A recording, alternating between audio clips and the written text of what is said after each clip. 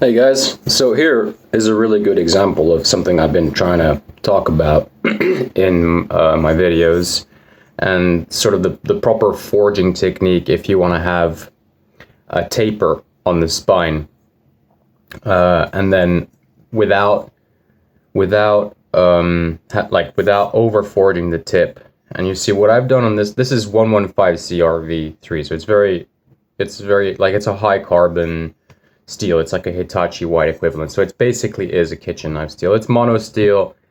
I sort of try to stay away from laminating and bringing these modern super pristine steels to forge welding temperatures because, well, I like performance of the steel. Well, we'll get into that another time. But see, so what we have here, you can see the taper on the spine. It's still quite thick. So with modern tools, with the modern equipment we have, there's no need to like forge super thin, and that'll help you with getting more consistent quenching results, of course.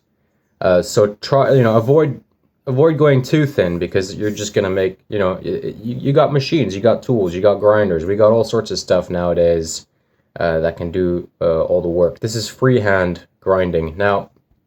So with this, like before, like I've been talking about, when you're forging a taper, don't forge the taper all the way to the tip. Leave this part very thick. Leave, from here onwards, leave it very thick. You can almost see it still there, because I've grounded a lot of it away, where it tapers from here to there, and then right there it gets a little bit thick again. And this is so that you don't have the issue where you can't get a clean, consistent grind all the way to the tip. So one of the biggest like beginner mistakes when it comes to sanmai or forge welding, like laminated steel. So you got steel core and Damascus laminations or whatever wrought iron laminations, is that people will forge those blades out really thin, especially at the tip, and then when they grind, what happens is that they can't get rid of that lamination from the edge, or the Damascus lamination goes right up until the tip, and there's really nothing much they can do because they forged it so thin relative to the rest of the profile. When you're forging, generally what happens is that this area remains the thickest in the whole knife. So it's much more important that you focus forging here than the tip. Really try and avoid forging the tip as much as you can. Avoid throwing the hammer on there, because there's so little metal anyway that once you grind it off, you can just grind it off. So, and also you want to keep it quite thick for the quench, so that the heat doesn't, disappear too quickly before you actually quench it. Now, so another thing which is extremely important is that what you want is, when you're forging, is to keep the thickness along the edge consistent. You want, when you're forging, you want all of this thickness here to be consistent. Now this is grounded down. I don't have like another example here, but I'm sure it's very clear. What I'm saying is that in order to, for example, you see how this has a really consistent grind. Now this is not tapered. Only the tang is tapered on these. You see how it's pretty much all consistent thickness, but you see how the grind is also super consistent throughout.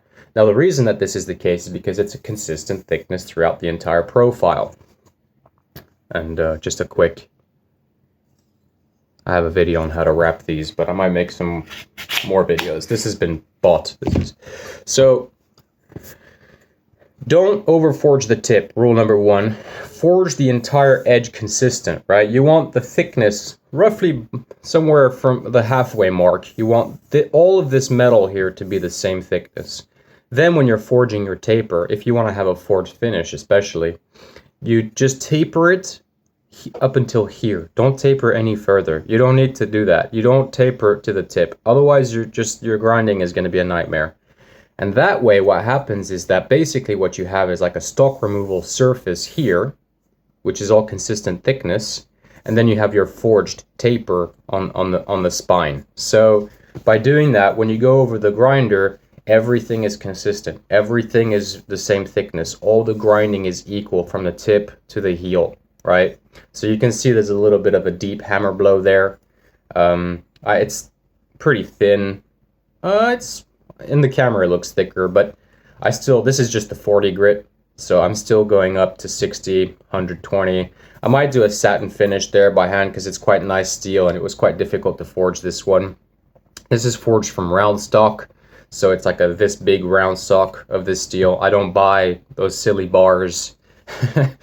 This is what I bought, the round stock, and then I forge it down to this shape. I don't do full tangs for kitchen knives, but people like full tangs, so I figured why not just do a full tang. And I got some curly birch I'm just gonna throw on there. I've also stamped there the date of manufacture, so 28/04/2023. Then I have the serial number there, number 1, so it's the serial number 1 of a full tang 115 CRV3 kitchen knife, right? So this is going to be a high-end kind of blade in a sense. And then I have the steel type here. So of course, once the handle goes over it, you're not going to see that. I also have HMK down here. So I don't particularly like, putting my, bunch of stamps on the blade itself, because each one of those stamps can be a stress point. On a kitchen knife, not a big deal. On sand mice, also not super big deal. But on a blade like this, which is mono steel, right? And you're kind of expecting it to be abused and treated like crap. If you got stampings all over the blade or on the here and stuff, you can, and you're twisting the blade, it very easily could lead to a catastrophic failure. Isn't this blade cool? Now, this was more for fun, guys, okay? I know a lot of people think it's ridiculous, but somebody asked me to do this, to do a katana-shaped rivet lock bull along, so I did. But here, this is what we're talking about. So keep all the forging on the edge here, and somewhat all the way halfway up, consistent thickness, right? Then taper your spine, right? But don't taper the spine all the way to the tip. Leave like over an inch, right? Leave a lot of unthinned down tip. Like keep a lot of metal in a tip.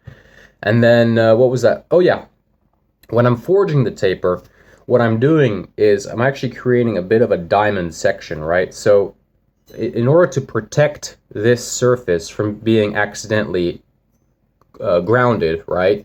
For the grinding marks to skip over onto here, don't forge this flat, forge it down at an angle. Have a little bit of a diamond shape. So from this cross section here, right, these bevels are going in a little bit. I have an example here on this Bicol, and you might not be able to see it, but this whole upper part, the thickest part of this blade is actually in the junction right above the edge. So this is the thickest part here, because this here has been forged down, it's been forged in. So there's a diamond cross section, and that's actually excellent for the locking mechanism to add friction, because when it's open, the diamond spine is also with the sort of the natural shape of the handle, and then when you close it, all right,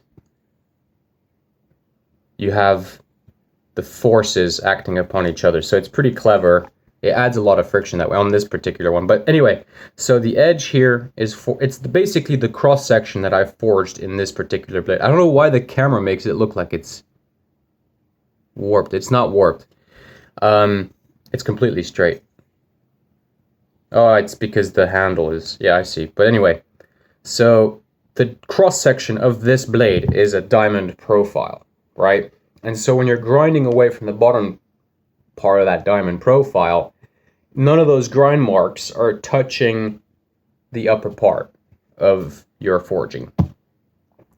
That will clean up everything I just told you, will clean up all your forging, all your grinding. It'll give you a next stage, much higher level skill in your forging and stuff like that. And another tip, nowadays what people want are tall knives, because you can't get super tall knives in the industry so easily. So if you're forging knives and you're making knives and you're selling them, Aim for super tall blades, because a lot of people want that right now. And that's what I did here. Like, what's the point of me forging a santoku or a type of kitchen knife that looks like every other kitchen knife you can get on the market, right? Much better to just, do something that's difficult for manufacturers to do or something like that. And height is something that people really want. So